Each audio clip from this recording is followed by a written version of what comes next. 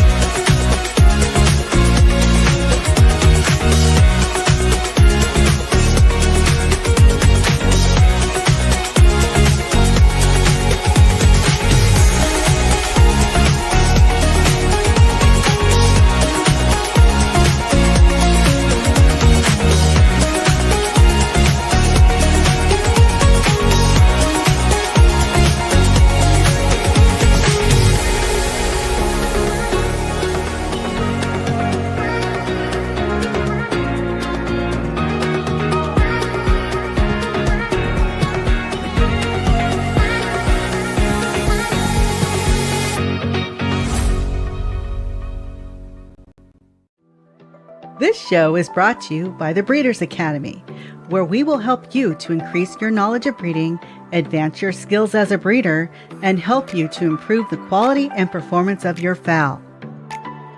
As a member, I'll provide you a roadmap that you will need to create a true family restraint. Starting with a cock from one breeder and a hen from another breeder, no problem. We can help you to turn your flock of hybrid crosses or mongrels into a pure family or strain, and show you how to continually improve that strain each generation. We'll start by showing you how to select your seed fowl and how to turn that seed fowl into a high-quality foundation strain. Our proven breeding programs and specialty courses are designed to take you step by step through the breeding process. And best of all, I'll be there to help you every step of the way. We urge you to check it out. You have nothing to lose, and you can cancel at any time. You also have a 30-day money-back guarantee. Simply go to www.breedersacademy.com to sign up. The Breeders' Academy will not only change the way you think about breeding, but improve the way you breed your fowl.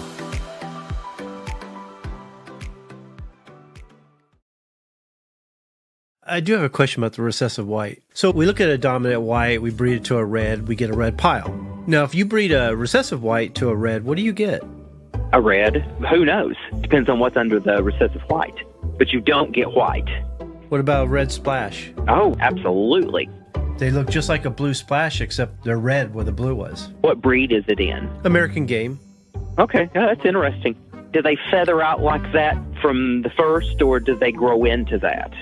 No, right from the beginning. They almost look spangled when they first start, but as they grow and develop, then they basically look splash. Oh, yeah, I know exactly what you're describing. That's progressive whitening. Oh, okay, that makes sense. Kill it. Burn it with fire. Kill them all. So that's not splash, that's progressive white. Okay, that's good to know. That's right. That's right. Okay. Yeah, that's the devil. Kill it. Avoid like the plague.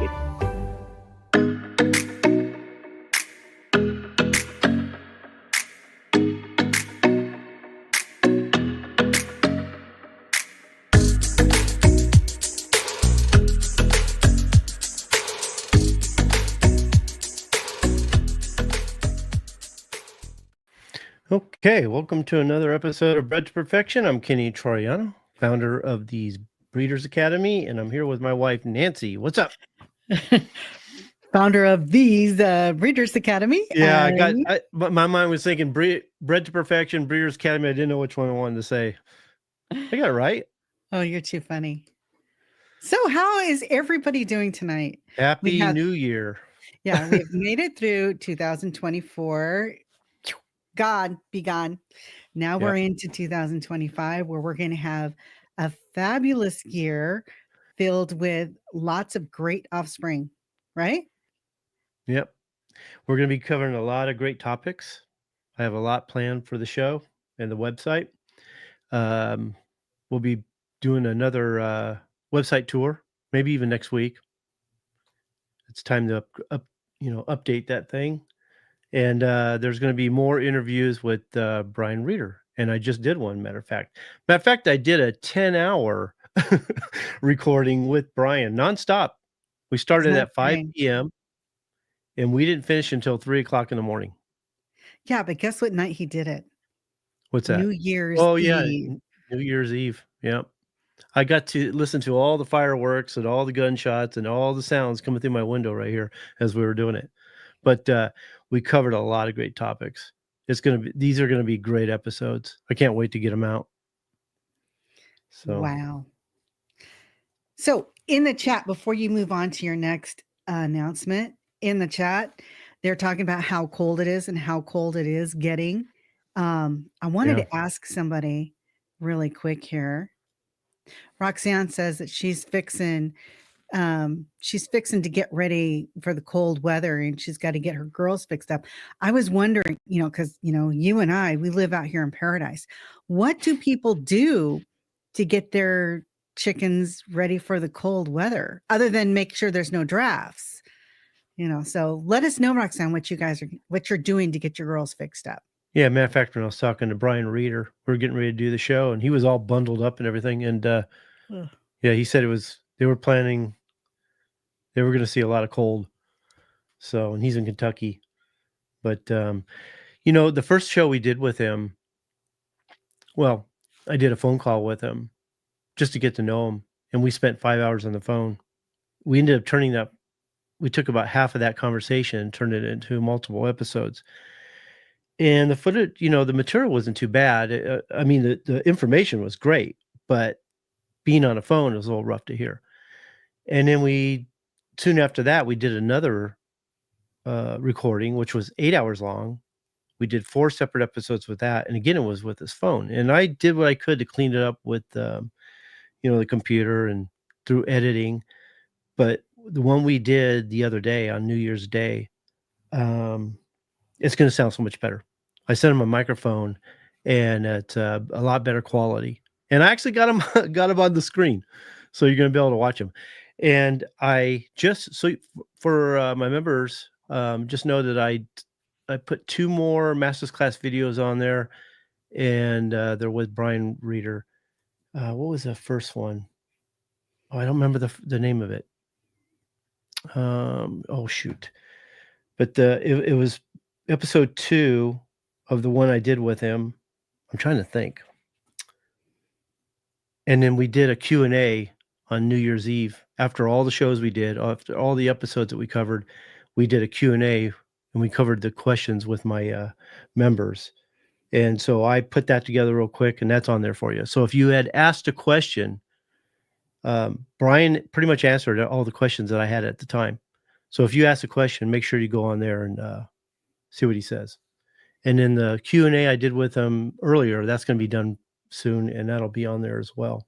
So, Nancy, you want to join the show with me? Yes. No, this is important because Raiders had just brought it up, and he may be one of the ones that you were talking to an hour ago. Yeah. He's saying that his page on his members website is not working well, and he can't get to his profile page and send anybody messages. Okay, so refresh the page. I needed him. I sent him a message, an email, and I was hoping he's going to get back to me because I had a question for him, because I had one other member say the same thing, and but it's only with their phones. And I went on there. Everything looks good on my end. I even went on my phone. I went on Nancy's phone, Tawny's phone, went on there with their accounts, and I didn't see a problem. So I'm not sure if it's their area. I don't know if it's their internet or what, but I would suggest that they go on their computer and try it there and see if there's a problem there, because everything on my end looks good and everything I've tried looks good. So I'm not sure what the problem is. So get back to me and let me know, if it clears up, refresh the page. What did I say?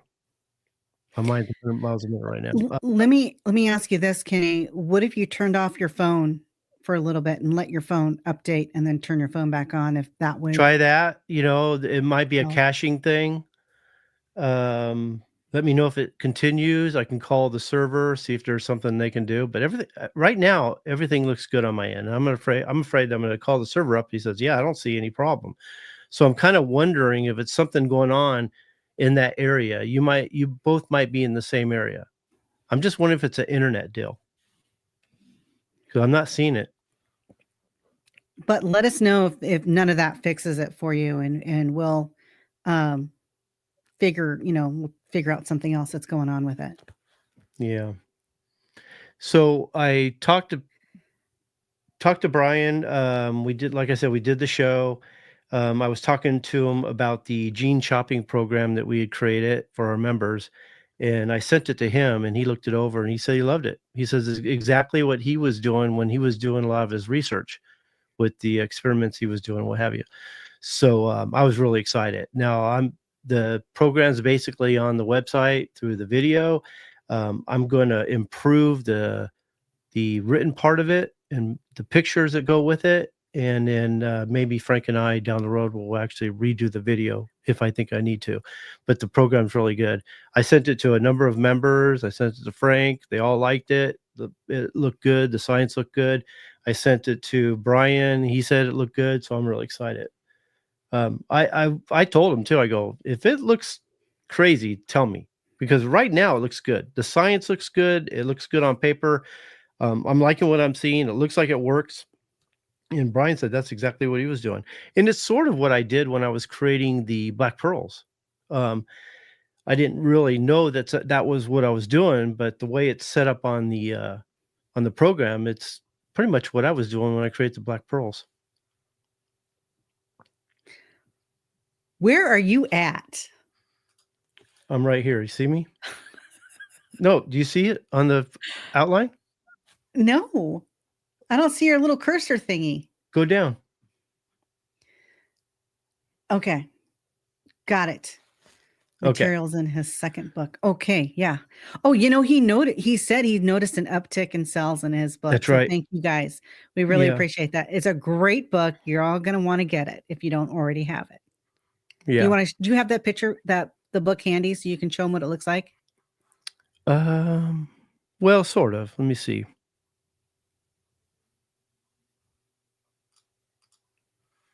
Can you see it in the bottom left? A little bit, yeah. Yeah. And if you click on the QR code in the top right, that'll take you to his website. But you can order his book on Amazon. And especially for the members who are actually able to see these videos and see these programs, I suggest that you get the books, because you can follow along. A lot of the material we did, that we recorded, was based on his books, the information in his books. The 3 base alleles we did, that video, that's all based on his light blue book, that book there. And the one we did, one of the things we did on New Year's Eve was we covered the material in his second book. And it's a lot about form and function traits, polygenic traits, and quantitative inheritance. And yeah, like Nancy said, he had mentioned that he noticed a good uptick of cells, which is really good. He's like, I'm not going to get rich, but it was noticeable. So I really appreciate that. So I suggest everybody who's interested in breeding and improving color. And like I said, the second book is on form and function. So if you want to improve the form and structure of your birds, make sure you get the blue book. You know what, Nancy? I lost my water, and I need water really bad. You need me to go get you some water? You know what? Yeah. Can you give me some water real quick? Okay, hold on. I'm kind of fighting a cold, miss me. guys. So my sinuses are kind of screwed up. But I thought we should come on because it's been a while since we've been on. It's been 2 weeks, and I just wanted to come on and spend a little time with you guys and share some stuff and maybe answer some questions. But I want to encourage you to buy his book. We went, one of the things I'm going to talk a little bit before we get started. I want to talk about some of the things that we covered. We went, now we covered a term or it's a genetic factor called autosomal pheomelanin. Where'd you get that? That was fast. Because I'm a mail carrier. Oh, okay. I thought she'd take longer. Autosomal pheomelanin. And he covered it pretty good in the other videos we did. And he covered it multiple times because it's a major factor. But we did a whole episode on autosomal pheomelanin. And as my members know, it's a really important factor when it comes to trying to improve the color of your birds. Because if you don't understand it, you could be selecting the wrong birds and just never get there. And this is even more true when you're trying to improve silver ducklings. When you see the red in the wing bow, or you're seeing any kind of red leakage, and you can't figure out why you can't get rid of it. Well, understanding the factors of autosomal pheomelanin will get you there. Okay. So we did a whole hour on that, which was really good because he goes, where do you want me to start? How where did we leave off last time? What did we cover? Where do we start from here? I said, hey, just act like they've never heard this stuff before. And let's just start from the beginning and work our way to the end. And we probably covered, I would say, hour 15 minutes, hour and 30, just on autosomal pheomelanin. And then this is a really important one because Brian wanted to cover other things. The first 4 episodes we did when we got together was all color. Okay. And he's an expert when it comes to color. I've never seen anybody cover color the way he does. Okay. But he likes to talk about other things too. He's like, I love color. I love what we can do with color, but I want to cover other things. Sometimes I just get sick of color. Okay. And I said, I totally get it. I understand. So, and that's what we did. We covered some other things too. But I wanted him, before he did that, to really explain well autosomal pheomelanin and whites. Okay. Because what you have is dominant white, recessive white. And a lot of people know about that, but he explained in a way that I think is going to really open your eyes. But the big eye opener was the progressive white. And that's kind of what you saw from the opening, what we call the quick short. And that was one of the things he said when we first talked to him. Was it, Nancy? Wasn't that like the 8-hour talk we did? I think that's where it came from. I think so. We had like 4 or 5 segments done in that one. Yeah. And I've known a lot about genetics. I know a lot about the basics of genetics. When it comes to gamefowl, I had a pretty good handle on it. But the 2 things that I didn't know that he really opened my eyes on, like I said, was autosomal pheomelanin and whites. Not so much dominant and recessive white. I understood that for the most part. And I understood what you got when you bred them. But progressive white. A lot of people don't understand progressive white and the dangers of progressive white. It's not a genetic defect. It's a genetic disease is the way he explains it. Okay. When you see white in the wings, you see white in the tail, you see white coming in through the hackle, that's progressive white. When you see spangled, we call spangled, he likes to call them mottled. That's the genetic term for them. But when you see the tail starting to get really white and the wings start getting white in your spangles, and that's one of the reasons I got rid of the spangles, is because I couldn't perfect them. There was too much variation, too much different intensities of the spangled gene itself. But then they got whiter and whiter. First year, they barely showed any spangled. After, I'd say the second and third year, they were beautiful. And in the third, fourth, or the 4th and 5th year after that, they start getting whiter and whiter to the point when they reached 6 to 8 years old, all of a sudden they were white. They were almost all white. And that's progressive white. And what progressive white not only affects the plumage, which gets worse every year. And when you breed them together, 2 birds with progressive white, it really comes through in the offspring. Now, a lot of people like that.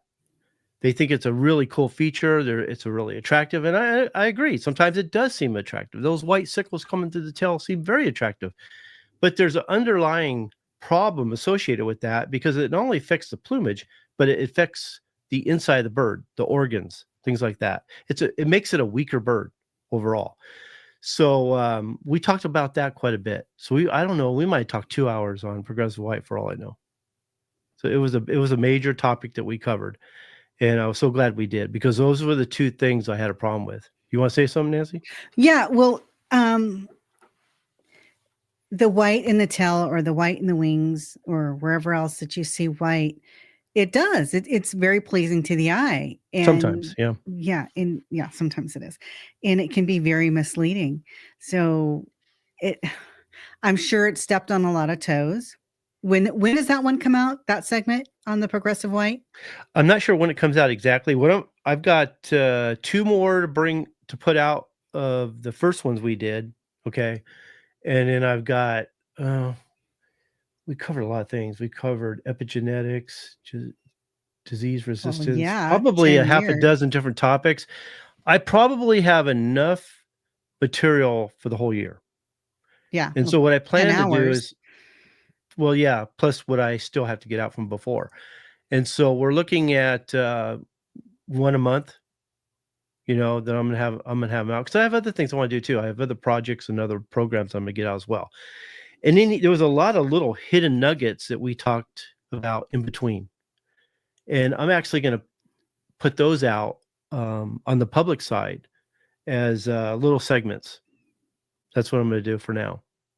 So the public, which is where we are right now, they're going to get little tidbits Yeah, of little short segments. Mm-hmm. of what what Kenny recorded and interviewed with Brian. But you guys, you members, are going to get the whole enchilada. You're going to get the whole thing, and it's going to be really good. I mean, you're getting it now. I mean, Kenny, didn't you just put something out today? 2 of them. Yeah. Yeah. So It's very informative. And this guy is so smart. And it's one thing that Kenny said when he was doing the interview with Brian. He goes, he wasn't looking out of a book, and saying, okay, let me tell you about this, and then looking at his book or anything like that. He was just right out of his mouth. He was talking about the information that he knew. And it was very impressive, actually. that was. Yeah, it was. That's what I noticed on New Year's Eve when we were talking. As I was sitting there listening to him, I'm like, he's not like looking in a book or checking things out. He's just like Nancy said, just coming right out of his mouth. And I was like, wow, this is pretty good. This guy really, really knows his stuff. And I was also thinking he was doing it so well, I'm not gonna have to do any editing. I was like, this is cool. He spoke so clearly and said it so well that I'm not gonna have to hardly do any editing. So I was really excited about that. This is a really good question, and I don't know if you can answer it or not. And of course, anytime that you can't answer a question, you let everybody know. Nah, I got to look up that one. I'm not sure on that one. But Dan the Man is asking, can you raise a healthy mottled breed, or is there just no way to keep them long term? Mottled. Yeah. Yeah. What we call spangled, he Spangled, calls mottled. And there's a genetic flaw there that they just do not, first of all, a lot of times breed true, and then they change as they get older. And it was one of the reasons why I didn't like them too, is that they did that. So yeah, there's a big problem with it. I mean, if you like, he says the same thing, there is certain genetic factors that are going to either help you or hurt you. And sometimes they can be somewhat dead ends. But if you like the breed, you like what you're getting and you're enjoying them, then breed them. We have no problem with that. But if you're trying to perfect the color, there's certain things you got to follow. And sometimes they just don't work in your favor.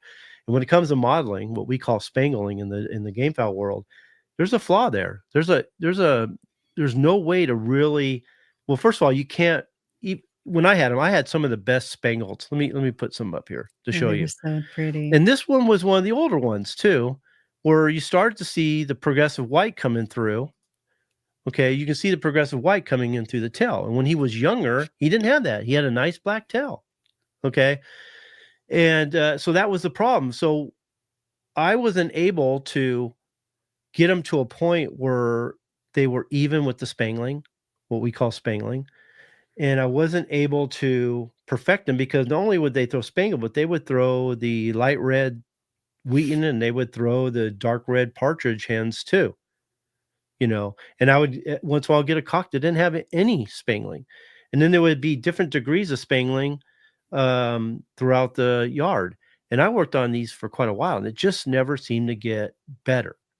And then like we talked about, bless you. Sorry. Like, I said, I've been saying it for years. Brian was saying it the other night, is that progressive white comes through, and before you know it, they get whiter and whiter and whiter. And to me, that's even a bigger issue. So if you enjoy them, keep them, but I wouldn't breed them in anything. I wouldn't breed them into your regular reds because you're going to ruin them. Okay. If you like them, just know there's a flaw there. You're going to have to deal with it. If it's an issue with you, you might have to get rid of them and start with something else. It's just the nature of the trait. I loved them. I thought they were the most beautiful bird on earth. I just don't have the kind of room to raise all. If they don't have a spot in my farm, and if I can't perfect them, and I'm a big perfectionist, I'm all about purity of blood, creating strains, improving strains. If I don't think I can do that, then I can't keep them. I just don't have room for that. So I did get rid of them. I quit breeding to them. Eventually I stopped getting them because they came out of my reds. That's how I got them in the first place. I got the dark reds. Where are they at here? I got to organize these better. That's funny. Where'd they go? Okay. So I have the dark reds, and that's what they were when I first got them. Okay. And they're even better now. I don't know what the picture is, but, and then they would also throw the light reds and the Spangleds too. And I worked on them for a long time and made them, I thought I was making them into a family. I learned pretty quickly after a few years, I was spinning my wheels with the Spangles, and the light reds were doing well, and I was getting them better and better. But eventually they start losing the light red, going back to the dark red. And then before I knew it, I felt like I lost them. Now, Brian was saying that I could have actually just stayed with it. I could have improved them. He thinks I quit too early. And I might have. I might have. I remember that. I was going, oh, darn. And you were like, yeah, shoot. Yeah. But, you only have so much space. So. Yeah. And then we covered epigenetics. And he pretty much says it the way we say it, had some interesting perspectives. And I can't wait to share that with you guys. That was really interesting because it's a major factor. You could do everything right, but when you bring birds from a different geographical area onto your farm from somewhere else, things start to happen. Histone modifications, DNA methylation, they start expressing genes or losing genes that they had before. You start seeing different intensities that you weren't seeing before. They start losing intensity or gaining intensity in some of the traits. And all you can do at that point is select them depending on their phenotype, selecting the traits you like, culling the ones you don't, and then you shape them from there. Where they'll end up, nobody knows. But if you're knowing what to select and sticking with it, you can actually make a nice family out of them. And I was talking, hold on, Nancy. I was talking to him about it, that whenever you're bringing birds from someone else's farm, especially from a different geographical area, and you bring them on your farm, expect them to change. Now, the birds you actually, brought over, they're not going to change, but it's their offspring. I would expect them to change. So just expect it. What are you going to say, Nancy? Well, you were saying that they could, lose genes, lose the intensity. What do you mean by that? By the offspring? You lose the genes in the offspring? Yeah. So if let's say I buy birds from Frank and I bring them here. Okay. Because of histone modifications that work like switches, some genes are going to turn on and off. So some genes that were there are going to turn off, and I'm going to see genes that Frank never saw. Chances are. Okay. And then you got the DNA methylation where they're actually working like knobs, and they change the intensity of that trait. It could lessen the intensity of that particular trait or make it even more intense. So it could change there too. And then what happens is the phenotype changes, the different traits in front of you are changing. That's all you can select from. So you select the ones you like, cull the ones you don't like, and you shape the family from there. Answer your question? Yeah. But so you really need to know where you're going. because you're the one who is choosing which to breed. You have to have kind of an idea of what you want. If you understand the breed, you will know that. Okay. But you have to understand the genetic factors, because if you don't understand the genetic factors, you're not going to be able to select them properly, and you're not going to be able to match them properly. So you could look at a bird, the phenotype of the bird, and you see things you like, you see things you don't like. But if you don't understand which ones are dominant, which are recessive, which are sex linked, which are polygenic, which is a big deal, okay, which are co-dominant, which we don't see a lot of, but there are some. If you don't understand how those work, you're not going to be able to match them up properly and get the result you want, because some genes are going to cancel out others, okay, and some are going to change others. So if you don't, that's the only thing is, when it comes to epigenetics and improving them, you have to know the genetic factors of the traits they're expressing. Okay, so for somebody who's just learning, where are they going to find out all of that?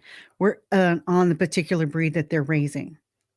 I mean, you just said a number of things that people need to know where to go, further with their breed.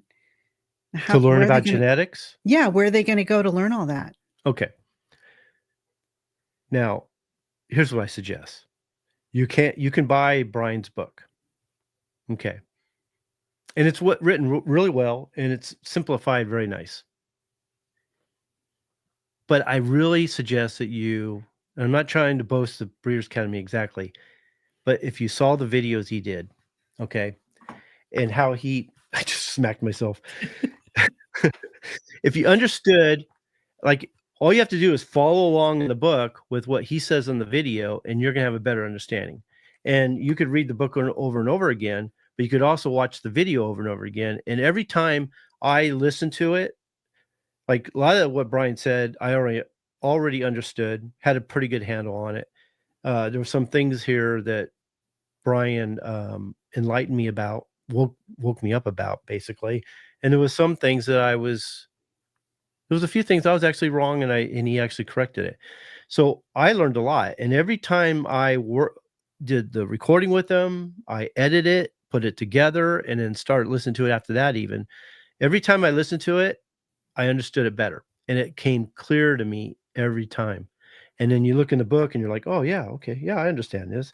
It's amazing. I watch my members, and they'll send me messages they'll have a question, and I can tell they're really grasping it. Not only do they have a question, but you could tell that it's out of what they were listening from Brian and what they're getting out of his book. And then they ask it in a way that it's like, I don't see this anywhere else on the internet. I don't see it on social media, anywhere. They're very intelligent, very insightful questions. And it's just so fun to deal with that. And then I'm able to answer them better, because I can see we're both on the same page. And every now and then I have to send them over to Brian and say, hey, go ahead and talk to Brian about this. He knows more about this. This is a specialty. Or I might even send it to Brian and say, hey, Brian, what do you think? This is a question my member has. But no, that's what I would suggest, is get the books, get these books. Now, I have a whole bunch of books. I don't know if you can see it. The cabinet right behind my head here, it's the first two shelves. Those are all animal and poultry breeding and genetics. That's how many books I have, okay, including these. Okay. And so I would suggest get it inside the Breeders' Academy. You have all kinds of information inside the website. And then we have Brian's videos as well. So I have all kinds of programs and courses inside the website already. Okay, so that works basically for American games, because that's your specialty. But what about domestic breeds? Well, this works for domestic breeds too. Well, yes, yeah, I get that. But as far as different genetic defects and just, I don't know, you named off a whole bunch of things that you should know. Watch, Nancy, watch Brian's videos. He covers gamefowl and domestic chickens. Okay. Yeah, very well. And those can be found inside the Breeders' Academy. The videos. Yeah. Yes. Okay. Yeah. All right. So that's where they need to go. And if somebody is just starting out, let me pull this one up here. And I know we don't give any recommendations out, but he's just starting out and he's trying to get some good stock, some brood stock. Any recommendations on where to go to get good gamefowl? Okay. I don't recommend other breeders because I can't control what they sell. Even good breeders are not always going to sell you good birds. Okay. So I don't do that. But what I do suggest again is to go inside the Breeders' Academy and learn what a good bird is. There you go. The form and structure of the bird, the conformation, the carriage, the station, the color, everything you want to know about the bird, its overall makeup, learn that. I mean, really understand that well. Understand what we have like 88, I think I have like 88 defects listed on the website. I'll bet you a lot of them you don't even know about. Okay. Mhm. So educate yourself on the form, function, and beauty of the bird and what represents the breed, so that when you go to someone's farm, you go there educated and you're going to select better. You're going to have a better chance coming out. Forget the names. That doesn't matter. Okay. I'm a firm believer that you can find good and bad birds on a good breeder's yard, and you can find good and bad breeders on a backyard breeder. And you could probably find some good birds and bad birds on a peddler's yard. Okay. But if you understand what you're looking for, what breed and variety and what I mean, like if let's say I'm into gamefowl. Okay. So if you're looking for a game bird, what color do you want? Do you want a red? Do you want a silver duckwing? Do you want a blue? Whatever. Understand what makes up that breed. Understand everything you can about that breed. It's all in the website, so that you're going there educated. You select the right birds. Like I said, forget the name. I would look for good health and vigor, birds that don't look sick. Now, when you go on their farm, hopefully they've got a nice, clean, tidy farm. Hopefully they're feeding them well. Chances are they're medicating. You might have to medicate them for a little while until you get birds on the ground. And you may have to medicate them, take care of them the way they do until you get going. But plan on working your way off those medications or off any of the stuff or supplements that he's giving them, so that you don't need that. And that goes right in what we talked about next was disease resistance. We did a whole episode on disease resistance. And he had a really neat approach about expose. Now, I'm still wrapping my head around it because there is a danger to it, but there's a benefit too. And that is purposely exposing your birds, because your birds can't become immune or resistant to anything they haven't been exposed to. Now, I'm a firm believer. I don't medicate. I don't vaccinate. I do practice really good biosecurity in that I don't let just anybody on my yard. But my birds are pretty well adapted to their area here, my farm, and the birds that happen to come into my yard. If I were to put my birds on someone else's farm, depending on the disease they may not have exposure to, I've seen just about every disease come through my yard except for the biggies.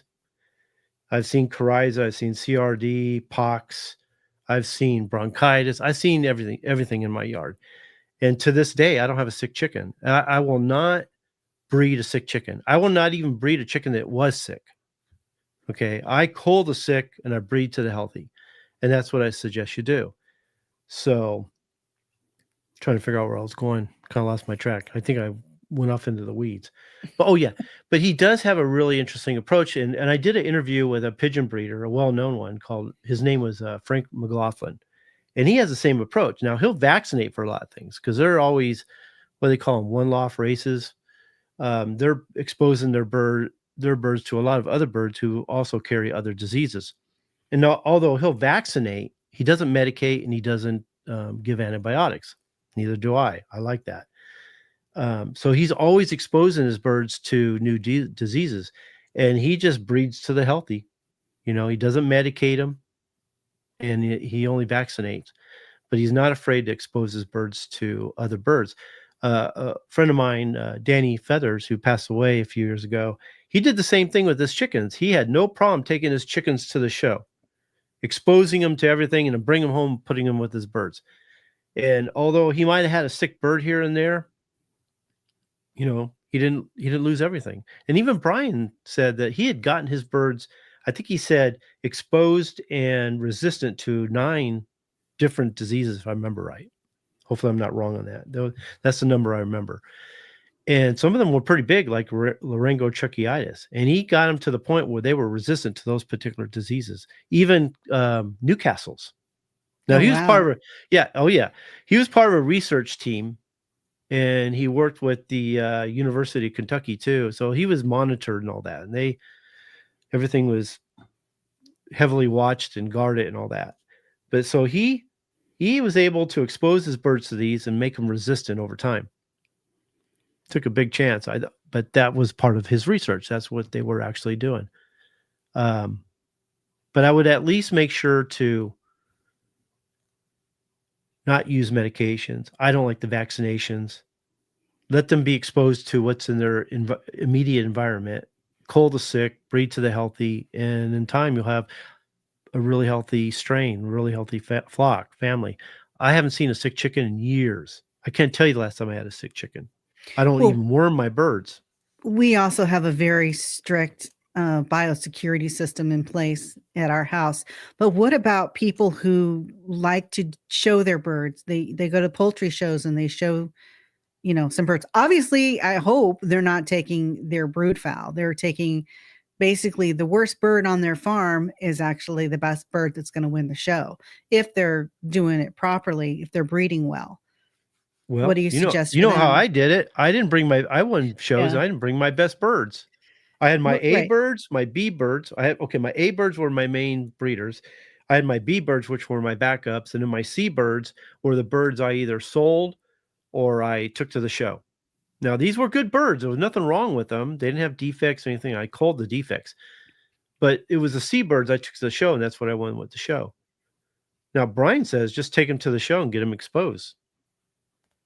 But okay, then what? Bring them back and incorporate them right into the flock? I don't think so. That's what he suggests, but and I told him I had a problem with that that's a biggie for me. That just made me go, oh shoot.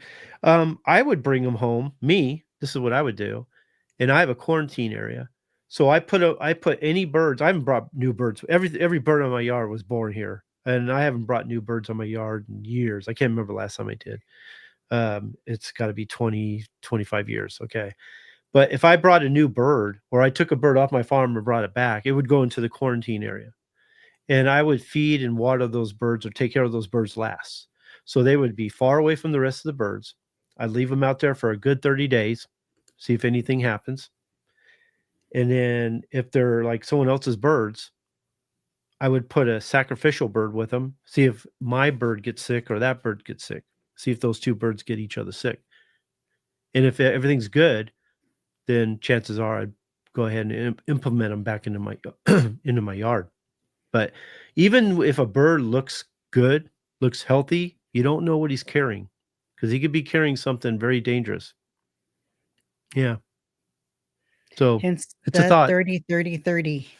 The 30, yeah, 30 yards, 30 feet, 30 yards, depending how much you have away from the other birds. 30 days quarantine, 30 days with the sacrificial bird. Then you're safe. Yeah. That's what I would do. I mean, Brian did it with the fact that he knew that if anything would happen, he would have to depopulate the whole yard. They were research birds. Well, for me, I've got a family out here that's over 30 years old.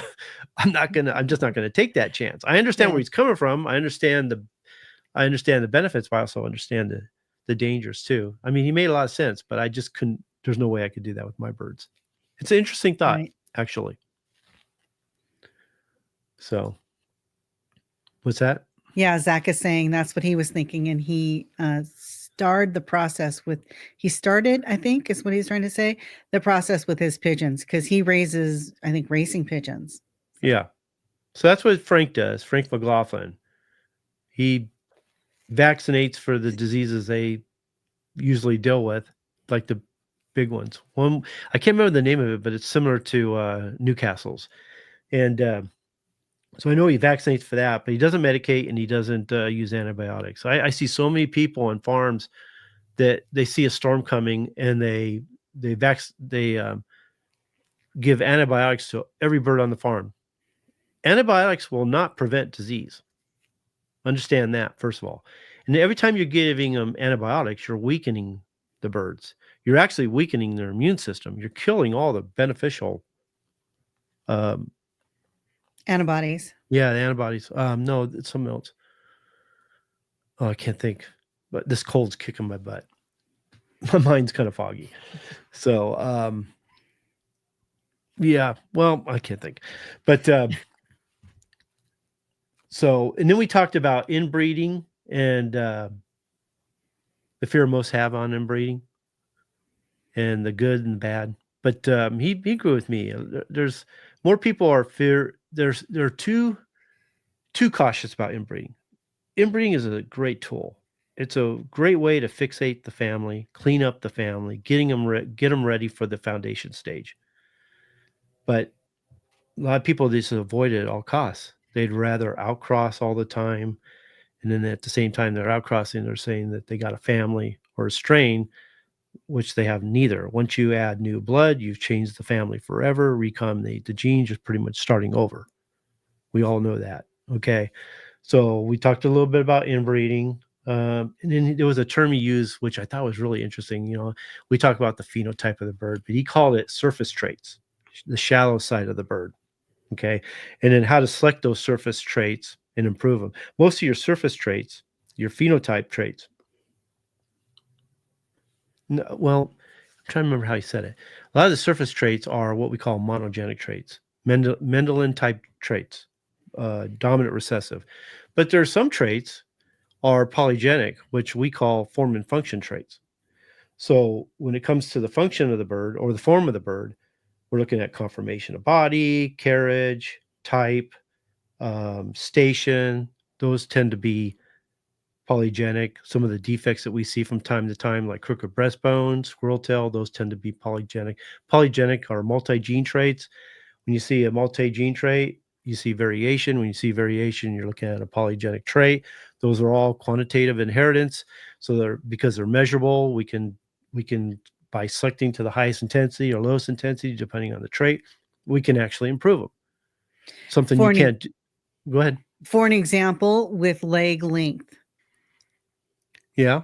People think that you can just, if you got a bird that's too tall, they think that they can breed it to a bird that's like really, really short stationed and get something in the middle. And it's not, right. That's not the way it works. Yeah, because they're two different traits. Same thing with, let's say you have a bird with squirrel tail and you think you can breed it to a bird with down tail. Well, those are separate traits that come from different breeds. Okay. You're not going to get something in the middle. You're just going to get offspring with both traits. You're going to get some that have the squirrel tail and some with the down tail. So the idea is to breed birds with in the family that are the closest to being the right type, the right tail. And then over time you'll get there.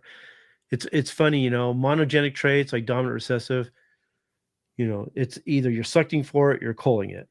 It's as simple as that. You see it, you don't like it, you cull it. You like it, you breed to it, exaggerate it. Okay. Polygenic traits are different. You know, you actually, like I said, select to the highest intensity, let's say, but it's not improved overnight. It's going to take many generations to get there. So when you're selecting for polygenic traits, which makes up most of the bird inside and out, you got to be patient. And if you're not willing to be patient, you're not going to be a breeder, you know. So it takes time. But you know. All right. What do you think, Nancy? What's next? Yeah. I did want to say one thing, Zach, because I had it written down. We had an interview with, and you mentioned his name, Kenny, and I don't recall it, with a pigeon breeder, because, you know, Zach is raising pigeons. And if he hasn't done it yet, go inside the Breeders Academy and watch that interview with that pigeon breeder. He's really insightful. The audio version is on YouTube on the front end, but the video version is on the website. So check that out. Yeah. We also talked about feeding. He had a really neat way to save money and still give them quality feed. So I'm anxious to get that on. I might even put that on the front end. That was one of those small tidbits that, you know, the big ones was epigenetics, disease resistance. There was quite a few of them. All about whites, autosomal female. And there was about 6 major topics that we covered. But like I said, there was a handful of tidbits here that were probably 15, 20 minutes, maybe even 30 minutes. Some of those are going to go on the front end. We'll see. That's a pretty good one. I'd kind of like to save that secret for our members. No, I think it's, I'm all about the breeding part of it. I have no problem sharing that feeding part. Okay, fine. Yeah. Okay. And then the last part, which I think we talked for about an hour and a half, was answering members' questions. Before we got started, I had a lot of my listeners, followers, and members send me questions for Brian to ask. So we spent the last hour and a half talking about those, answering those questions. So for the members, go on the website. That's all. Matter of fact, the one we did on the 1st is already on the website, ready for you guys to check out. The one we did 6 months ago, I'm still editing, and that should be out like really soon. Hopefully in a week or so. That should be out. Maybe in a few days. Yeah. So I started working on it today, matter of fact. He's been editing like crazy. Yeah. And and then there's a lot more. So get your questions in, and we'll answer questions today. And I just want to keep reminding my members that whenever we do a show, now for a while, they'll be on the front end on YouTube, but eventually they'll be on the back end. Whether they're on the front end or the back end, I suggest my members check them out on the website, because along with that video is all the show notes, all the information that goes with it, which will enhance the video quite a bit. So I just want to let you guys know to make sure you check these videos out. I know it's convenient to watch them on the front end sometimes without having to go on the website, but there is a benefit to watching them on the website itself. Okay. Go ahead. Somebody was asking, here we go. Raider was asking, are we still doing the members roundtable? How's that going? Yeah, we're just, taking a break. Like today, Frank wasn't able to make it. And so I really would like him to be part of the roundtable. That's what the roundtable basically is. It's not just me. Okay. And it's more of a conversation between me, Nancy, and Frank, and then the questions you guys ask. So we're trying to get back in the groove, but it's something we're going to start up here pretty soon, hopefully. Okay. I do want to say this. Make sure you join the newsletter. I hope you join the Breeders' Academy real soon, but if you decide you're going to wait a little while, at least go to the free site and subscribe for the newsletter. Just go to www.breedersacademy.com. You're going to get a lot of free information, some free ebooks, some downloadable PDFs. Again, just go to, man, my mouth is really dry. www.breedersacademy.com. And then I want to welcome a lot of the new members. It was funny. We got a lot of new members on Christmas Day. Did I tell you that, Nancy? I don't even know if I told you. No, but look at this. What's that? That showed up in our starred area. Oh, that's for the YouTube members. All right, cool. All right, then. Yeah. Look at that. Wait a minute, Nancy. Go back to the other one. Oh, go back to the other one. Okay. Yeah. Now he's what's his name? I think it's Chaz. He sent me an email. He wants to rejoin here pretty soon, and I'm going to send him the information for that. Chaz, I'm just telling you right now that all the videos that are on that YouTube members is in the website. So once you get in there, you might want to go ahead and cancel the YouTube members, because all that stuff's on the website. That's for those who don't want to join the website but still want the videos, all the backlog of videos. But I do want to welcome our new members, and we had a lot of new returning members like Chaz coming back, which I really appreciate. Yeah, that's really cool. Yeah, want to get that off the screen for a second? Yes, let me. You want to wait? Do you want to show me one more? You said you had one more. Yes, I wanted to. Why don't you get that off so we can? Oh, go ahead. You put over it. Okay, put it over. Okay, yeah. Thank you very much. We have got a question for you here. If you cross two pure families to make a 50-50 cross, will you get the same results by breeding the 50-50 rooster to the 50-50 pullets? So he's basically breeding the hybrids together. Is that what he's saying? That's Okay, what I'm cross taking. 2 pure families. So he has 2 pure families, and then he crosses them together. What's Yeah. going to happen there? Well, he's going to get hybrid vigor. That's what he's going to get. Okay. Now the breeding after that is going to be very unpredictable. You're going to get big birds, small birds. They're going to be all over the board. And the idea is to select the best birds from that, and you start creating your family. And we have a program inside the Breeders' Academy called the Founders Program, which would show you how to do that. Because a lot of the birds that we use as seed fowl, which we call our Adam and Eve, are rarely related. Okay, so we're usually starting families from birds that are unrelated. A lot of times they're hybrids already. They might even be what we call mongrels because they have a lot of different bloodlines in them. And the Founders Program shows you how to create a family from birds like that. And the better the birds are, the better they represent their breed, the faster it's going to be, the easier it's going to be. The more issues they have, the more, if they have any defects, they have so many contrasting characteristics between the two birds, it's going to take a little bit longer. So now what he's also talking about, sort of, is when you have two pure families, you breed them together to produce hybrids. It's called recumbent reciprocal selection. It's a very common method for keeping your two families pure, holding on to the integrity of those families, but selling or using the birds that they produce. It's a very common method, but the problem is when you go to breed those, because like I said, the results are going to be unpredictable. They're going to be all over the place.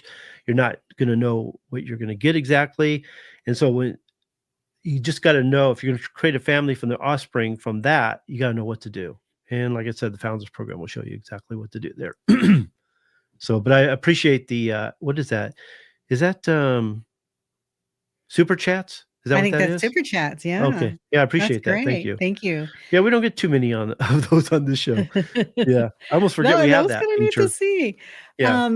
But if he is if his end goal is just to get to that hybrid vigor, for a bird to take to the poultry show, doing it from 2 pure lines is the best way to go, correct? If he's looking for hybrids, if he's looking for offspring that are bigger, better, faster, stronger, smarter, and have all the traits that excel their parents, then yeah, I mean, that's what you want to do. The purer the families are, the more prepotent they are, the better hybrid vigor they're going to produce. But if you want to create a family from that, just know you're going to see variation. You're going to see unpredictability, and you just got to know which birds to select from that to continue with, and then how to do R it, because there's a certain process you got to follow. Right, and don't freak out when you get all the variety there, you know, that is Yeah. supposed to happen. That's supposed to happen. So, Yeah, right. So, and you won't see progress till the third or fourth generation, the kind of progress you're looking for too. But um, we're going to skip all this for now. So just go ahead and get the questions, see if there's any questions, because this show is going to be based on questions today. all right, here we go. Kenny, what about buying 50 to 75 straight run from a hatchery, keeping only the best stag and pullets? There's something to be said about bringing birds from hatcheries, because they're, how do I want to say this?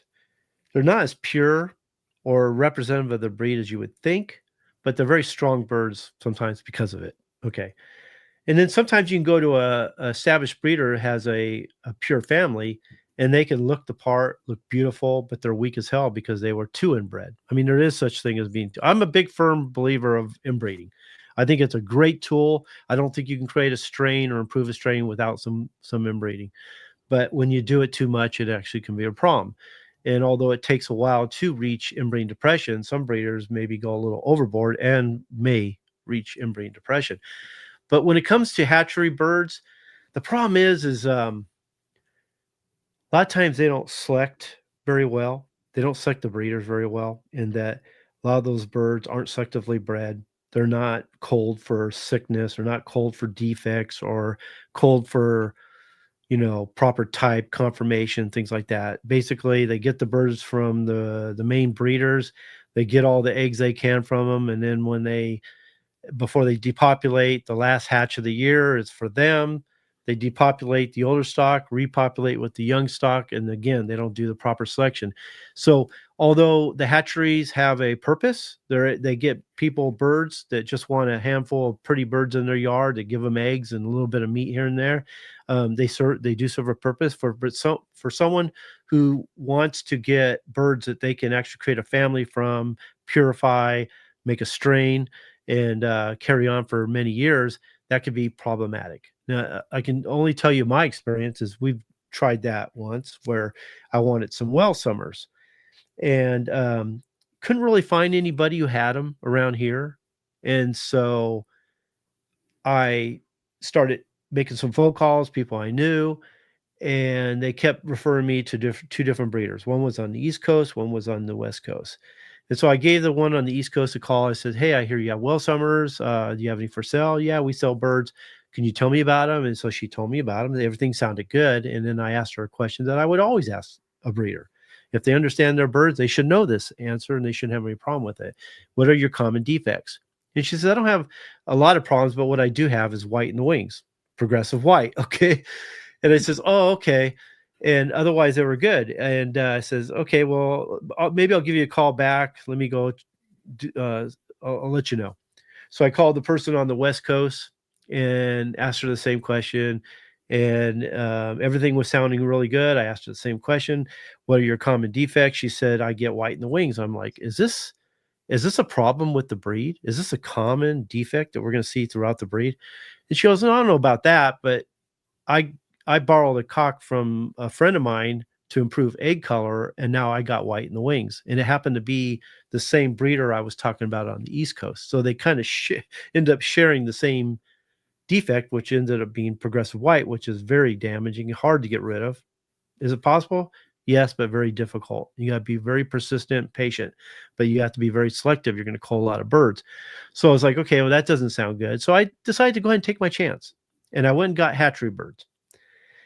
And actually everything was going good for a while. They were looking good through some selection. I was improving on them. I was getting better body.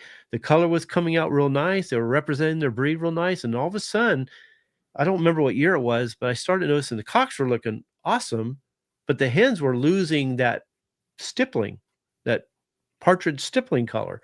They were getting foxy all over the body. And I didn't know what to do about it. Nothing. I wasn't able to suck my way out of it. Okay. And so that wasn't going to work for me because that's not what I wanted them for. I wanted them for meat and eggs for the family. Yes. And maybe I should have kept them for that. But because I couldn't perfect them, I was like, okay, I'm done with this. So I ended up getting rid of them.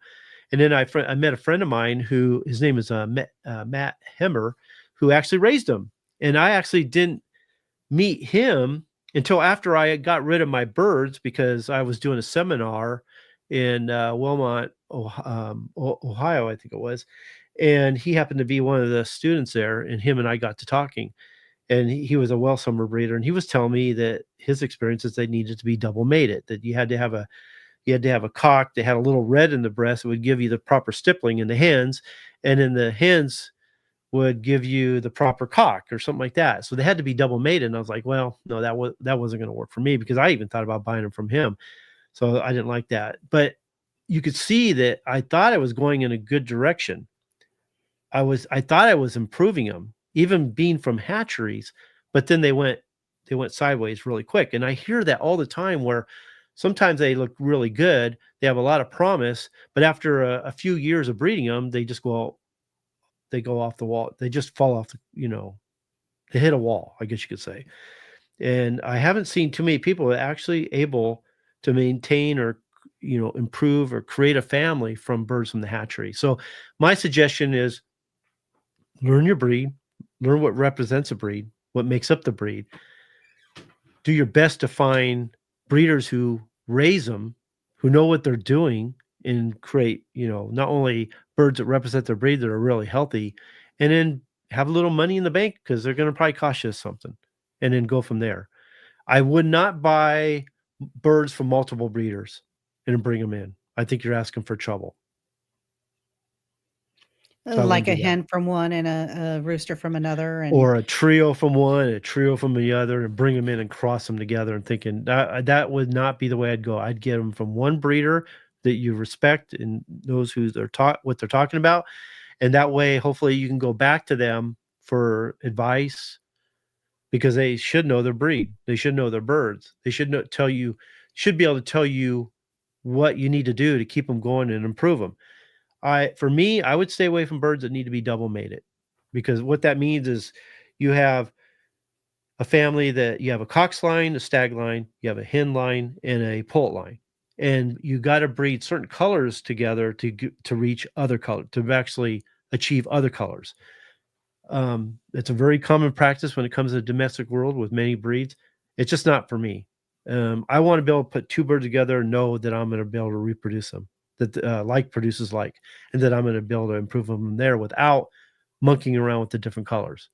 I want a family that repeats themselves, so that's what I would look for.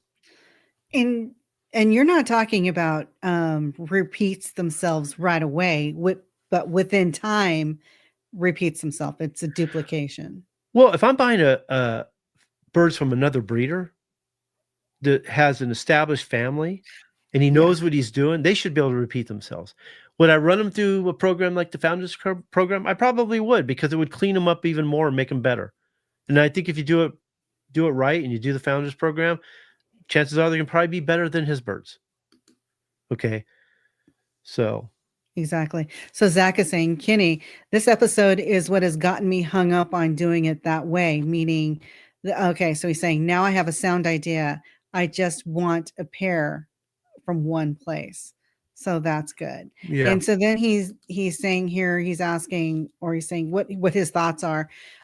He's thinking about doing BB Reds or Wheaton. Okay. Do you think that's a pretty good one to start with? That wouldn't be too difficult, right? Especially the black-breasted reds, because except for brown, when you look at the order of dominance, except for brown, duckwing red is the most recessive you're going to get. There's nothing more recessive than a single comb red with green legs. So if you want to find a family that you're not going to have a lot of surprises, that you're going to be able to, they're going to be more or less predictable with maybe a little fine tuning through over many, through the generations, then that's the way to go. Light red, Wheaton, little tougher. They're a little harder. Good birds are hard to find because getting the proper light red color can be tough. Like when you see like an orange and it goes to yellow, that's dilute, and that's going to be tough to fix. So you want an even orange color going down, there's different variations, different, what do you call it? Different types of Wheaton. I'd try to find birds from the same breeder. Hopefully they're reproducing themselves, So are you saying BB Reds would be a little bit easier than I think so. a Wheaton? Okay. Yeah, I do. I've had better luck with them. Then again, too, it has to be pleasing to the eye. It has to be something that you want to breed, because you're going to spend a lot of time with your birds, and it's hard work, it's a lot of years that you're going to be spending on these birds. So you want to like what you see, is what I'm trying to say. Yeah. He made a comment that he's thinking about both BB Reds and Wheatons. Now, that's fine. But what I wouldn't do is cross them together. I wouldn't do that. I'd keep them separate. Do everything you can to keep them separate. Okay. He said, or BB Reds or Wheatons. Dark reds would be easier than Wheatons. But not the brown. Well, brown we see this mostly in domestic breeds. I was just talking about the order of dominance. A lot of times we think that the duckwing red is the most recessive. Actually, brown is more recessive than that even. But I was just saying because for us, like American gamefowl breeders, there's nothing more recessive than a straight comb red with green legs. You can't go wrong. That's what I did. Now my birds have pea comb, what we call it's a rudimentary type pea comb. It's not really a true pea comb, but they do breed. It does act like a dominant trait, and I don't get the recessive, although I know mine aren't pure for pea comb. If I breed them to a single comb or a straight comb, I will get some, but I never see them. Yeah. His only issue is he's not really fond of solid colors. Well, if he's talking about, is he talking about a domestic chicken or is he talking about gamefowl? Because the duckling color is pretty attractive. I mean, let me show you. I think they're great. Where is that picture? Okay, let's do it this way. This might work. Okay. So this was my Adam and Eve, like 30 some odd years ago. Okay. I got them from Colonel Givens. Had a lot of issues, a lot of faults, not great type, not great conformation. The hen's color was awful. The cock's color was iffy. Had some serious issues, but over time, without adding any outside blood, looking for variations that worked in my favor, today, this is what they look like. I never added outside blood to get there. I did it through whatever it showed me. I just bred to the highest intensity, to the favorable genes, culled the ones I didn't like, and this is where they're at now. And I think they're beautiful birds. The other one, it looks more like a light red. Am I wrong? Which what one? You started with? The one you started with, the picture of the one you started with. No. They're a dark red. Like the hen's a partridge color, but you see the white color in the breast, Nancy? Mm-hmm. Okay. I did. That was the issue. That was actually giving me those light reds and the different variations in the color in the cocks. Once I got the hens, like you see in the left here, more mahogany in the breasts, culled out the ones with the lighter breasts, I started getting darker cocks. And now it's a more sustainable color. I don't get very many surprises, if any, ever. All right. So let me ask you this. If you stayed with the lighter breast in the hen and kept with the lighter, now here I'm showing my not knowing the words for things. Is it the hackle feathers that are on the neck? Yeah. Notice how his neck in the previous picture, his neck was a lot lighter. Is that considered a light red? I'm trying to find a picture. Why can't I find it? I was showing Brian it the other day. My point is, I think those are beautiful. No, okay, the ones on the left. There you go. Okay, I think the hen's pretty good. She's got the wheaten color. She's got a nice. She don't have a lot of warmth in her breasts. That's going to give you the light red too. But you see the cock. You see how the hackle goes from orange to yellow. That's not good. But that's so pretty. It's not good. That's not what you want. Okay.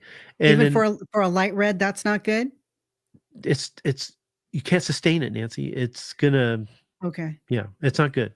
That's not what you want if you're trying to perfect the color. All right. So if you're trying to perfect the color of a light red, what do you use? That depends. I need to see the birds he has available.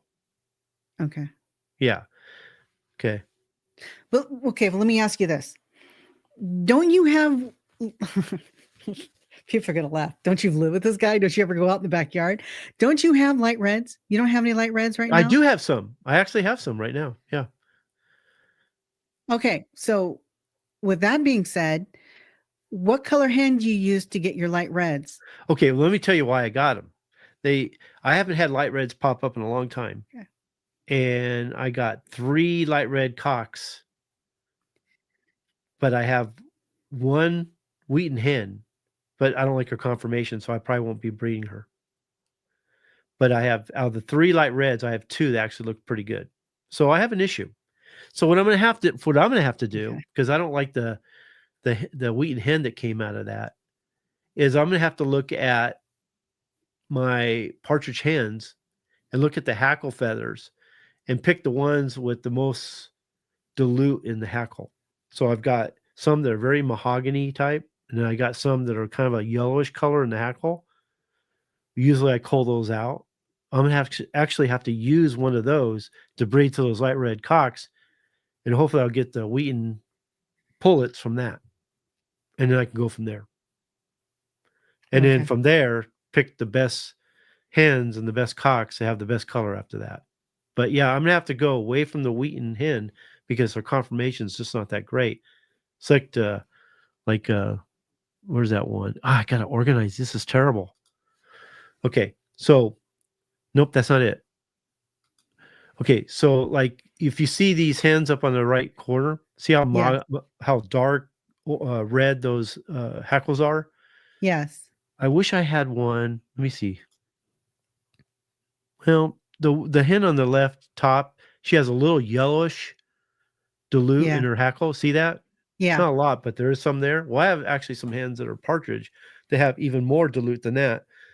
That I could actually breed to that light red cock that might produce the light reds that I want. They'll get me started. So that's where I'm at with that. Because I wasn't going to keep the light red going, but Brian says I just quit too early.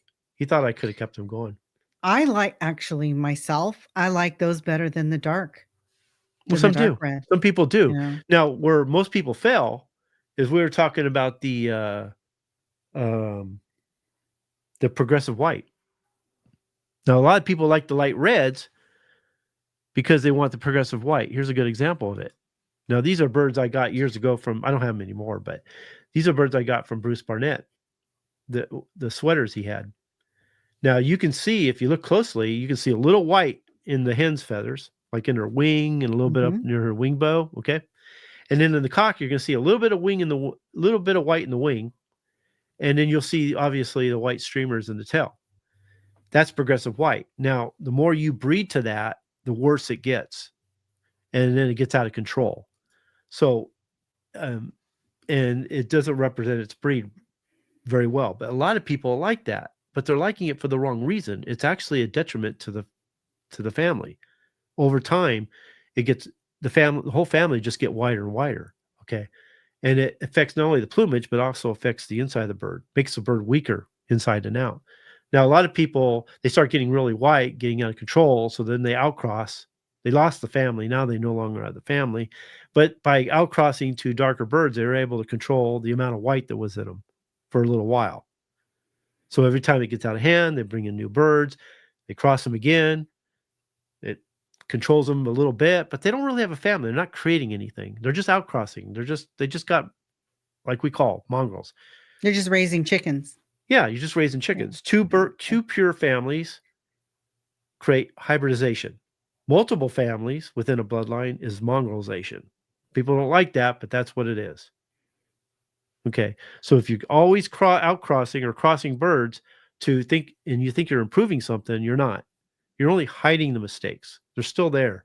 Okay. Okay, so Christopher's asking, hey, Kenny, at which phase did you get your wings dropped to where you wanted them? I'm on day 4 member. I'm assuming he's talking about he's on day 4 of the He membership. just joined. Yeah.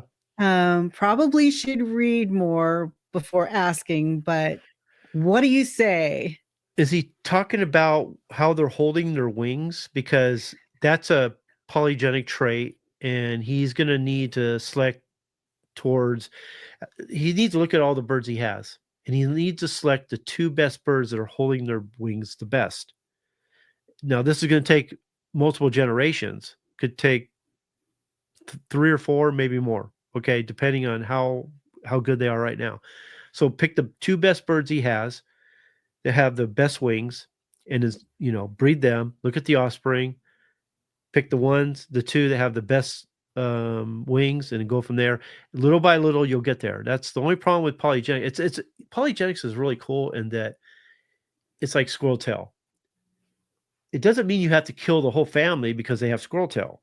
You could actually improve it little by little over time. It's not going to be fixed by adding new blood. It actually screws them up even more. So if you have a trait, you select your way through it. Okay, it could take multiple generations. We're talking about a monogenic trait, a recessive trait, and it's a defect, you got to cull it. There's no ifs, ands, or buts about it. It's not something you can fix. You just got to cull it. Otherwise, it will destroy the family.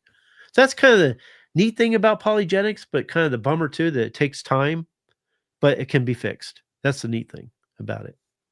So, and also understand this, a lot of what you see in the cock a lot of it can be fixed through the hens. So if you're trying to fix the wing, a lot of times selecting the right hen will get you there faster. Make sure to put more time in selecting your hen properly. You want to select the right cock, but that hen makes such a difference. She's so important. Okay, let's see what we got here.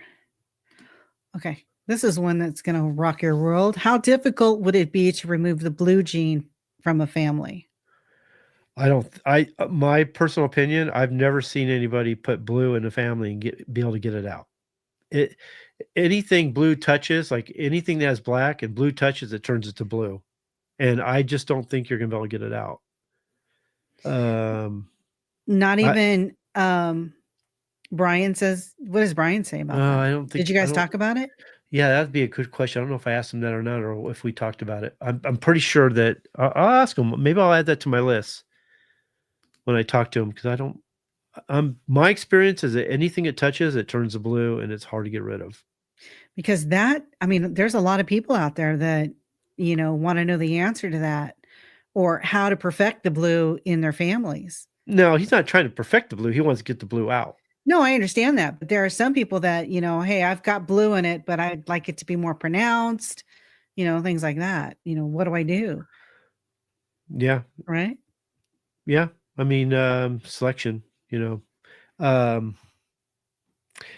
used to say to me, he was my mentor, if you want to learn about genetics, breed blues in your family, and you'll learn a lot about genetics. It wasn't that you were going to learn how to do it exactly. It was going to show you how detrimental it actually was, how much damage it was going to do. So, yeah. And I learned that the hard way, because I did have a family, and one dose of blue, and man, that family was blue from then on. I could not do anything about it. If I see blue in both the birds, I'm going to get blue. Yeah. And it's funny, the hens, it's like they'll be wheat in color, but you'll see the slightest shade of blue. You almost have to look for it. It's so subtle, but that hen will produce blues, man. I'm telling you. Yep. I like blues. Blues are cool. I like blues. I do. I just think they're so pretty. But you're Matter right. They're of fact, difficult. that's Nancy. Wait a minute. Matter of fact, that's what we talked about too. On the first, we talked about blues too. All right. So Melissa is asking, hey, Melissa, hope you're staying warm over there. Is it possible to get a true pea comb in gamefowl? Yeah, but you'd have to breed it in. That's the problem. It's not just going to pop up out of the bird you already have if it's not already there. So you'd have to find birds that are carrying a true pea comb and breed it in, and then select towards it, selecting the straight comb or whatever they're out. So it is possible, but I wouldn't do it to your main line. And Melissa knows all this. She's one of our members.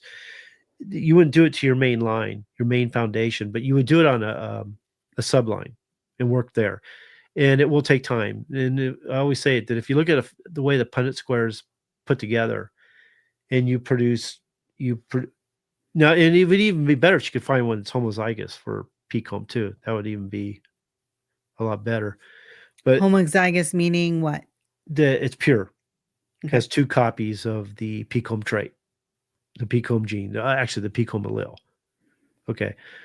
But if you look at the way the Punnett square is set up, is that you have a homozygous pea comb, 25% of the offspring are going to be homozygous for pea comb. Got 25% they're going to be homozygous for straight comb, single comb. And then you've got 50% that are going to be heterozygous for pea comb. So the idea is to find the ones that are expressed in the true pea comb and test them, breed them to a straight comb, and see if they only produce the pea comb. And then if they do, then they're pure for pea comb, and then try to breed them to another one that's pure for pea comb, and then you're good from then on. No straight comb will come in after that. Well, I mean, if you did 100, which is a lot. I mean, if you do just 10 chicks, that's not a very good sample. But if you did 100 chicks, and I know this is the hard part. A lot of people don't want to test them because we're talking about numbers here. But if you do a lot of chicks, chances are, if they don't produce a pea comb, they're probably not. There's no straight comb there. Chances are. If one shows up down the road, then you thought they were pure, but they weren't. But I'm pretty good with the idea that if you produce a good number of chicks and you don't see that recessive trait pop up, then you're probably good. And you're probably good to go. Okay. Yeah. So Joseph But she might have to bring it in to get it. Yeah. Okay. Is that good for you, Melissa? Let us know. Okay. Joseph was asking if the lavenders are a scheme of blue, or is that completely different? Well, the domestic chicken breeders like to call lavender blue. And Brian and I talked about that quite a bit because it's so funny. It's the wrong way to describe it. Okay. Lavender is a recessive gene that's not blue. Like when I first met Brian, him and I were talking blue, and I kept saying self blue because us in the gamefowl. That's what we say. At a bird that's all blue, we call it self blue. But that's what they call lavender in the domestic chicken world. So what happened? Well, am I losing you, Nancy? I don't know. We popped out for a second. Oh, okay. Well, I think we both popped out. That's weird. We did. Yeah. We having internet problems? That's weird. I don't know. So, yeah, so him and I went back and forth because he's used to the domestic chicken people calling self blues lavender, when to us they're just an all blue bird. Okay. But a blue bird is actually blue on black, which is incomplete dominant. Whereas a lavender is actually a recessive gene. So completely different birds, completely different color, not related in any way. Does that answer his question? I'm not really sure what the question was. Yeah, he was saying exactly, Kenny. So I wanted to help put that to rest because a lot of people are thinking it's one and the same, and it's actually not. It's two different colors. I mean, they have the Andalusians, right? Which is blue. So you would think that would settle their confusion right there, meaning if you see a lavender, there's no way to mix a lavender up with a blue. They're completely different. Yeah.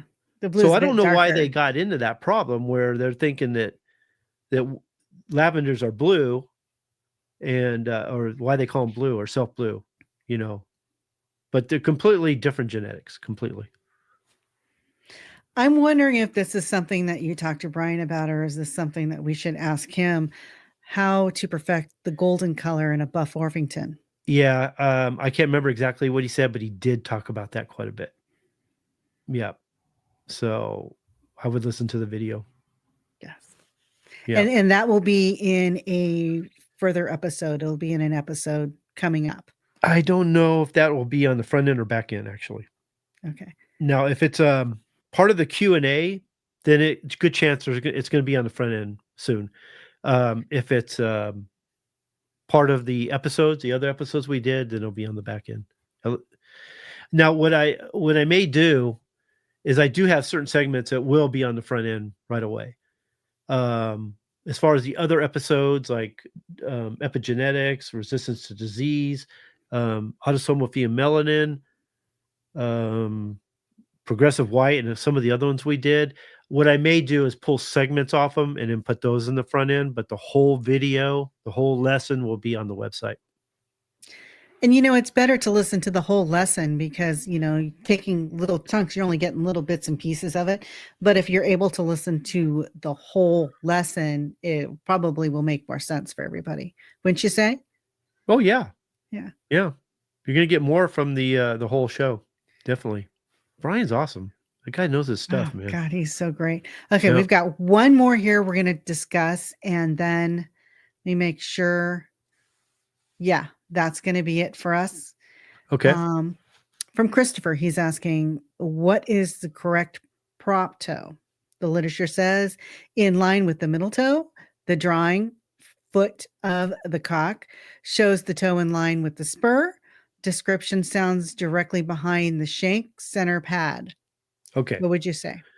The prop toe should be flat on the ground and in line with the front center toe. That's a proper prop toe. Okay, that was quick. Okay, Yeah. because that was so quick, let's just do one more because it just showed up. John and I mean, Emma I'm are glad. Wait a minute. asking. I'm glad he asked that because a lot of people don't understand that. Now, prop toe, you have duck toe where it lays alongside the foot. Okay. But there's another type of toe where like he said, it comes out where the spur is. And that's not prop toe and that's not a proper toe. But what's happening there is that toe is actually coming out in a different place of the foot. Now, that can be improved through selection. But the idea is to get the toe in line with the front center toe and flat on the ground and not up on the leg so the toe is hanging down or off the side of the leg. Just because it's coming off the side of the leg doesn't mean it's duck toe, though. It just means it's coming off in a different direction. Do we have any pictures of that? On the website. On the website, we do. Okay, Yeah. so Christopher, go there if you're a member, and you will be able to just see joined. the proper photo. Yeah. And where would he find that inside the website? What Under page? the defects and disqualification course. Okay, so they'll show what a proper prop toe is. Yeah. Okay. Just making sure. Yeah. All right. So that's good for you, Christopher. And thanks for joining us. All right. So John and Emma, they're asking, I have a BB red rooster that's dark and a dark sister as well as a light sister. Could I use both sisters to get different directions with the colors, to go in different directions? My biggest question is, what does that light sister look like? Are we talking about like a partridge with more of a buff color in the breast, or are we talking about actually a Wheaton? I would keep the dark with the darks and the light with the light. If you mix the darks with the light, you're just going to confuse the offspring, and you're going to get what we call a dirty red. So it's better to stay dark to dark, light to light. Okay, so if they do not have a light for that sister, then I wouldn't breed her. She's out. Okay. Yeah, she's out. And again, my question is, what does he mean by lighter? I mean, is the dark sister like a deep red mahogany with proper stippling, and the light one is like a lighter stippling with white in the breast, or is she a completely different bird, like a Wheaton? Partridge with a really light shaw. Okay, I wouldn't breed her. Okay. Now here's a caveat though. As important as color is, type and conformation is even more important. Yeah. So if I had two hens, one had the proper color, but the other one had proper conformation of body, then I would say, okay, that conformation is that important, especially when it's coming from the hen. So I'd look at the cock and see where his flaws are. Can he make up for the color of the hen? And can I fix it down the road? Because I will not sacrifice type and conformation for color. Color can always be fixed later. That's the nice thing about color. Although type and conformation is a polygenic trait that takes a while to fix. If you understand what you're selecting for, you'll get there. Color can be fixed anytime. That's the nice thing about color. It's the easiest to fix out of all the traits. But if you have good conformation of both of them, I would not add that hen to the mix. It's just going to mess them up. Okay, so there you go. All right, guys, before we head on out, I want to make sure that if you like what you saw here tonight, give us a thumbs up. Make sure you subscribe to the show. That helps with the algorithms. And share often. Okay, yeah. Well, thank you guys for joining us. We'll see you guys next week. Appreciate it. Say bye. Have a good night, everybody. Good weekend. Bye.